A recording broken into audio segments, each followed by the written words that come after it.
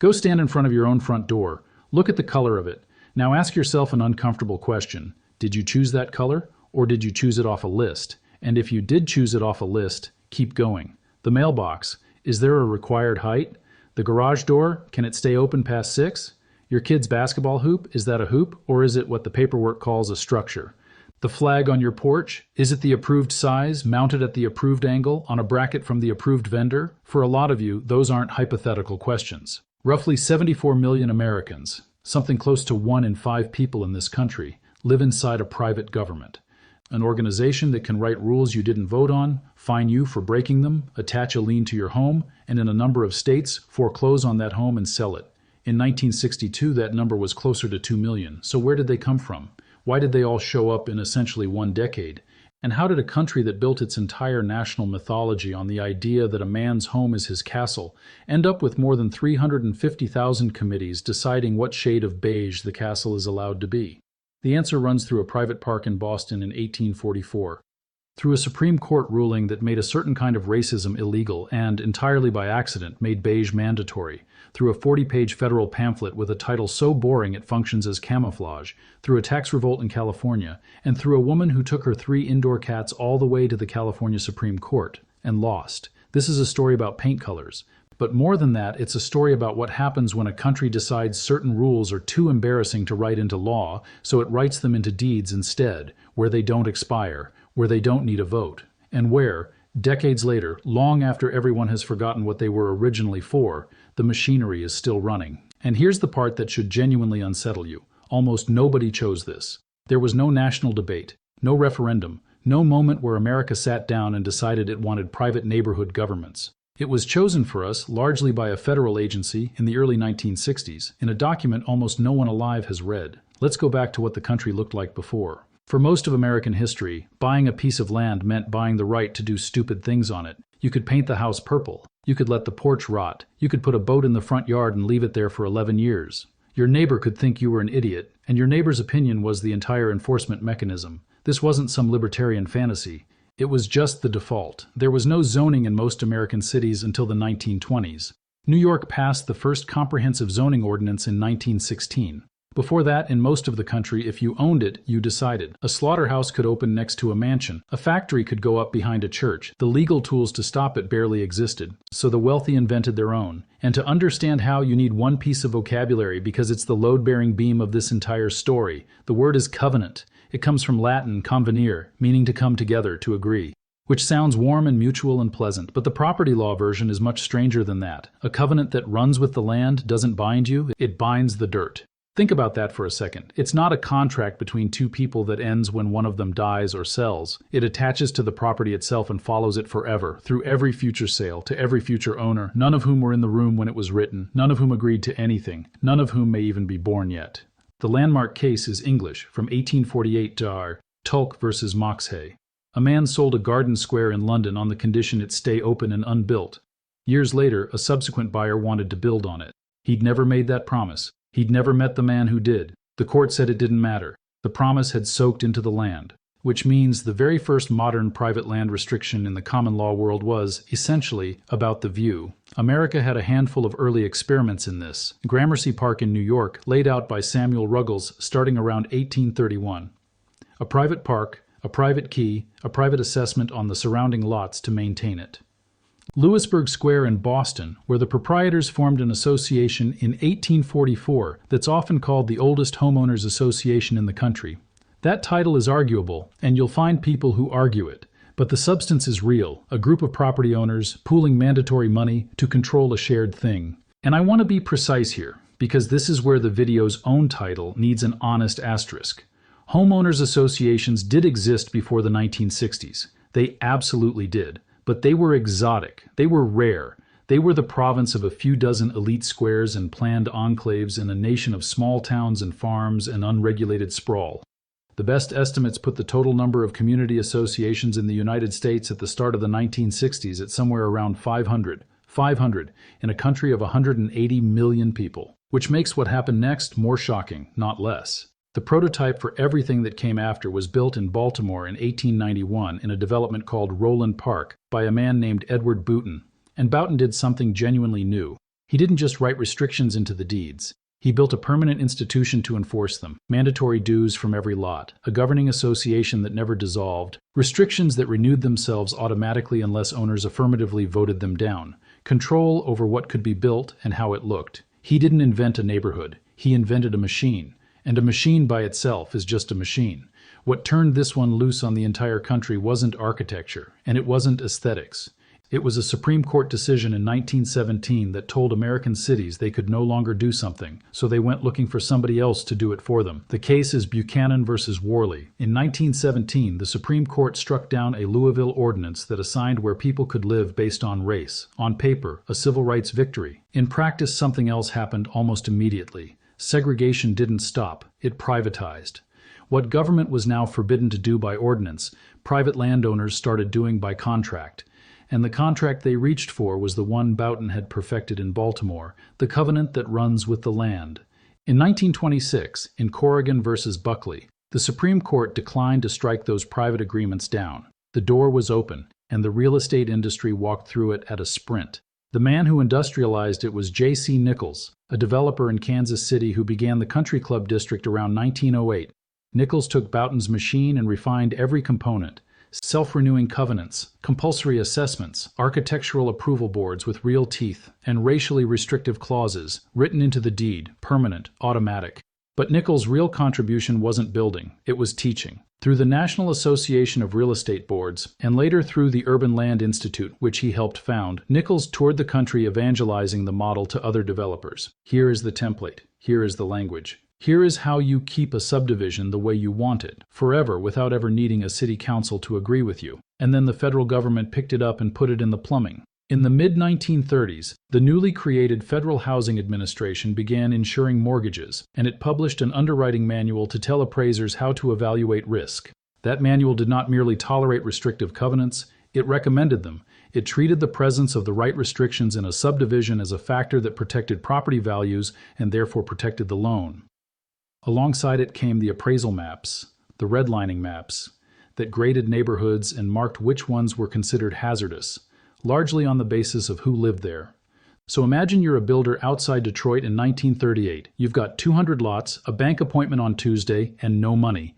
To get financing that works, you need FHA approval. To get FHA approval, you need the paperwork to look a certain way. There is a form, there is expected language, there is a man in an office who has seen 1,000 of these and knows what he wants to see. You are not necessarily a bigot. You are a man with a mortgage appointment and a payroll. That's the part people miss when this history gets flattened into heroes and villains. What made restrictive covenants spread across the American landscape at industrial scale wasn't a million individual acts of hatred. It was a financing standard. It was the path of least resistance, professionally recommended, federally rewarded, printed on a form. And I want to be careful and fair here because the honest version of this is more useful than the outraged one. Not every covenant was racial.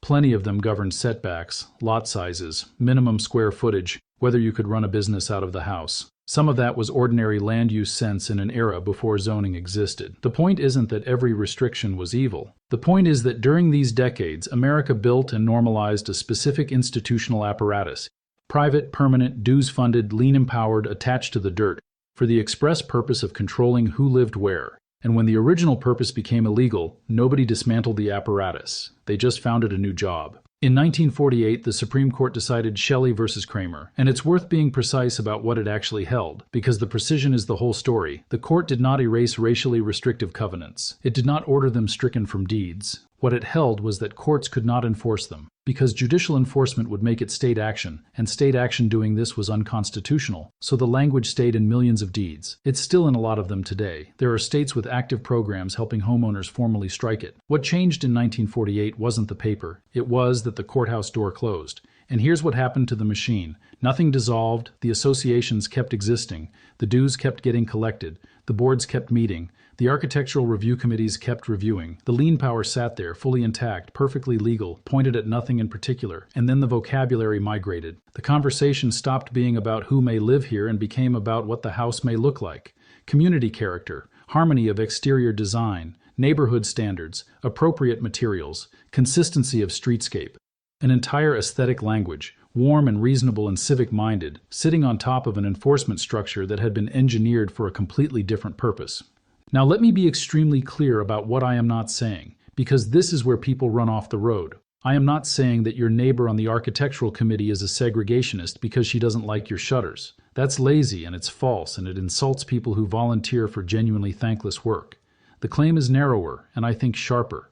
The enforcement machinery, the permanent private government with the power to tax and lien and foreclose, was designed, refined, and spread nationwide in service of exclusion. When exclusion became legally unenforceable, that machinery was not retired. It was repurposed. Aesthetic control is what the engine does when it's idling, but an idling engine still needs somebody to put it in gear. And between 1961 and 1968, it got 3 separate pushes at exactly the same time. The first was the condominium. Americans mostly think of the condo as a building type. It isn't. It's a legal invention, a way of owning a cube of air inside a structure you don't own, plus an undivided fractional interest in everything around it. And that concept did not exist in most American law until stunningly recently. Puerto Rico passed a Horizontal Property Act in 1958. Congress noticed. In 1961, it amended the National Housing Act to add Section 234, allowing FHA mortgage insurance on individual condominium units. And that changed everything, because it meant an ordinary American with an ordinary income could now get an ordinary mortgage on a home where he also owned 9/100ths of a hallway. State legislatures raced to pass their own horizontal property acts through the mid-1960s. Now think about what a shared hallway actually requires. Somebody has to light it. Somebody has to insure it. Somebody has to replace the roof over it in 20 years, which means somebody has to be collecting money for that roof starting now from people who may sell and leave before it's ever replaced. You cannot do that with goodwill. You need a permanent legal entity with the power to compel payment, which means the moment America legalized the condominium, it made the Homeowners Association structurally unavoidable. Not a preference, not a lifestyle choice, a requirement of the ownership form. The second push is the one almost nobody knows about, and it's my favorite fact in this entire story. In the early 1960s, the FHA published a technical document called Land Planning Bulletin No. 6, Planned Unit Development with a Homes Association. Around the same time, the Urban Land Institute, the organization J.C. Nichols helped create, published a companion volume, a handbook on homes associations that ran to hundreds of pages. These are not exciting documents. They are the opposite of exciting. That's the point. What they contained were model bylaws, model covenants, model assessment structures, model articles of incorporation, recommended board composition, recommended enforcement provisions. A developer who wanted to build a subdivision with shared open space no longer had to hire a specialist land use attorney to invent a governance system from scratch. He requested the packet. And standardization is the thing that turns a practice into an industry. That's the moment. That's the hinge. That's when the Homeowners Association stops being a thing that certain unusual neighborhoods happen to have and becomes a thing that houses come with, like plumbing, like a title company, like a closing cost, pre-printed, federally blessed, ready to file. The third push was arithmetic. By the early 1960s, the cheap flat land on the edge of every American city, the stuff Levittown was built on, was largely gone or getting expensive, so developers went denser, townhouses, cluster housing, zero lot line, buildings arranged around shared greens instead of strung along a grid of public streets. It was better design, honestly. More efficient, more walkable, more open space preserved. But every square foot of shared anything needs a permanent owner and a permanent maintenance budget. The denser you build, the more common area you create, and the more common area you create, the more inevitable the association becomes. And then came the showpieces, Reston, Virginia breaking ground in the early 1960s, Columbia, Maryland opening in 1967. Enormous master-planned communities, architecturally ambitious, nationally covered, self-governing from day one. They gave the model something it had never had before: prestige. This wasn't a legal contrivance anymore. This was the future of American living on the cover of magazines, and the seeds had already been planted anyway. Levittown, back in 1947, had rules: mow the lawn weekly, no fences, no laundry hung out on Sundays, and notoriously, a racial clause in the lease and deed language. The rules were never the invention of the 1960s. What the 1960s gave them was a legal skeleton, a federal template, and a mortgage. Here's what that produced. Somewhere around 500 community associations in the United States at the start of the 1960s. Roughly 10,000 by 1970. Around 36,000 by 1980. A 20-fold increase in a decade and another 3.5-fold in the decade after that. No vote, no referendum, no national conversation, a financing rule, a legal category, and a pamphlet. But that explains the ignition. It doesn't explain why it never stopped. Because if this were just a 1960s design fad, it would have burned out like every other 1960s design fad. Instead, it accelerated for 50 more years, straight through to today. And the reason is money, specifically city money. Through the 1970s, American municipalities got squeezed hard. Costs rising, infrastructure aging, and taxpayers in open revolt. The emblem is California's Proposition 13 in 1978, which capped property tax assessments and passed overwhelmingly. But the sentiment was national, and similar measures spread. So cities faced a problem. Growth was still coming. New subdivisions still wanted approval. And every new subdivision meant new streets to repave forever, new storm drains to clear forever, new streetlights, new parks, new liability, funded by a tax base that voters had just locked down. So cities changed the deal. We'll approve your development, but you're going to build the streets and you're going to maintain them. You're going to handle the drainage. You're going to build the park and mow the park and insure the park. Not us. Not ever. And the only legal vehicle in existence that can hold that obligation in perpetuity, that can bind not just this developer, but every homeowner who ever buys in, forever, with the power to compel payment, is a Homeowners Association, which means the modern HOA is not really a club. It's a shadow municipality. It levies what is functionally a second property tax. It provides what are functionally municipal services. It enforces what are functionally ordinances. And it has one crucial difference from an actual city. You cannot move out of its jurisdiction without selling your house, so picture your calendar. In March, you pay property taxes to a city that no longer maintains your street. In April, you pay an assessment to a board of 5 neighbors, elected by maybe 11% turnout at a meeting held in somebody's clubhouse, who can put a lien on your home if you don't. That's not a metaphor. That's just the assessment. Which brings us to the question people don't ask until it's far too late. What exactly can they make you do?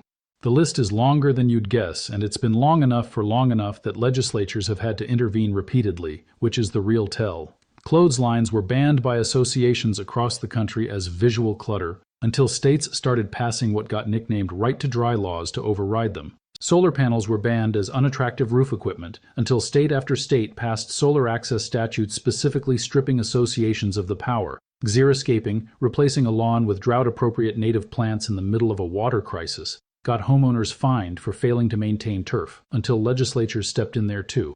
And then there's the flag. Homeowners associations restricted the display of the American flag on private porches often enough, and visibly enough, that in 2005 Congress passed a federal statute about it. The Freedom to Display the American Flag Act. Sit with that. The United States Congress had to pass a law to let Americans fly the American flag on their own property because private neighborhood governments were telling them they couldn't. Now, if you want to understand the actual legal power involved, the case to know is Naharstedt versus Lakeside Village Condominium Association, decided by the California Supreme Court in 1994. Notori Naharstedt moved into a condo development that had a recorded restriction against cats and dogs. She had 3 cats, indoor cats. She argued, and this was essentially undisputed, that nobody could see them, nobody could hear them, and nobody could smell them. They created no nuisance of any kind to any human being. The association fined her anyway. She sued. She lost. And the reasoning is what matters. The court held that restrictions recorded in the original declaration carry a presumption of validity and are enforceable unless they're arbitrary, or impose burdens that substantially outweigh their benefits, or violate public policy. The dissent argued forcefully that a rule with no rational relationship to any actual harm is precisely arbitrary. The majority disagreed. So here's the takeaway that should genuinely change how you read a stack of closing documents. The rule does not have to make sense. It only has to have been written down first. And the enforcement path is where it gets serious. It's not one dramatic event. It's a staircase, violation, notice, fine goes unpaid, late fees, attorney's fees, which in many states get added to the balance. The debt attaches as a lien, and a lien, in a number of states, can be foreclosed. The case that broke into national news was Michael Clowers, an Army captain from Texas, deployed to Iraq. Mail piling up at home unopened during a period when his family was overwhelmed. A few $100s in unpaid association dues, growing with fees. And while he was overseas, the association foreclosed, and his home, a house worth several $100,000, was sold over a debt that started at a fraction of 1% of its value.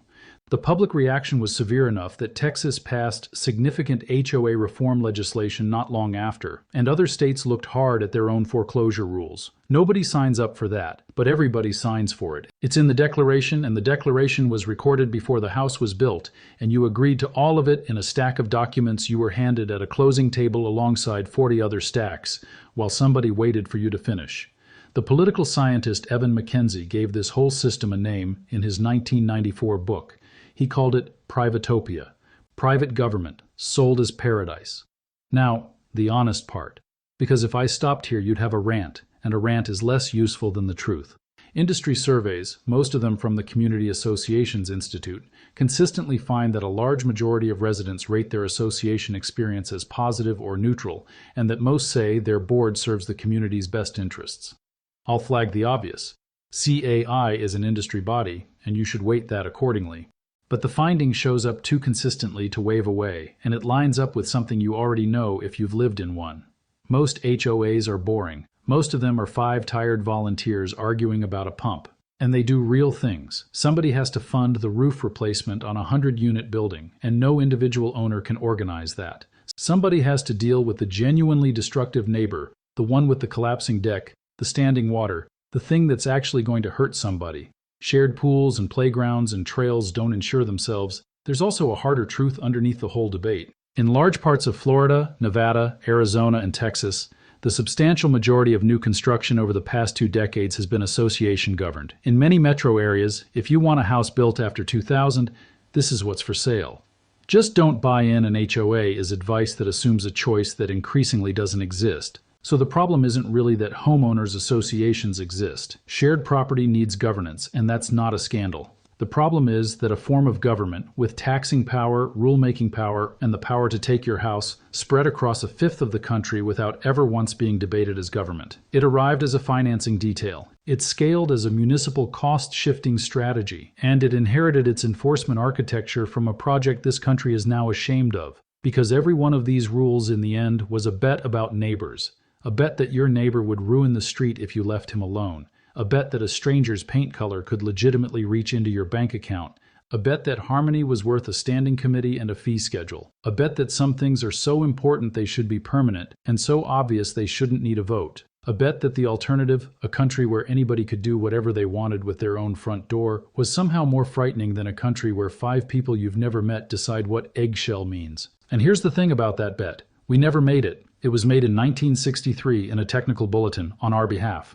Today, state legislatures take up homeowners association reform bills nearly every session: foreclosure limits, transparency requirements, caps on fines, protections for solar and flags, and native landscaping and electric vehicle chargers. Every one of those fights is the same 1963 machine running into a 2026 problem, and every one of them gets argued as if it's the first time anyone has noticed. Whether that machine is a neighborhood protecting itself or a government nobody voted for is an argument Americans are going to keep having for the next 50 years. There's a real case on both sides, and the people who tell you otherwise are usually selling something, but you'll still walk up to your front door tomorrow, and you'll look at the color of it. You just won't see it the same way. If this changed how you look at your own street, subscribe. We go deep on the systems nobody ever bothered to explain to you.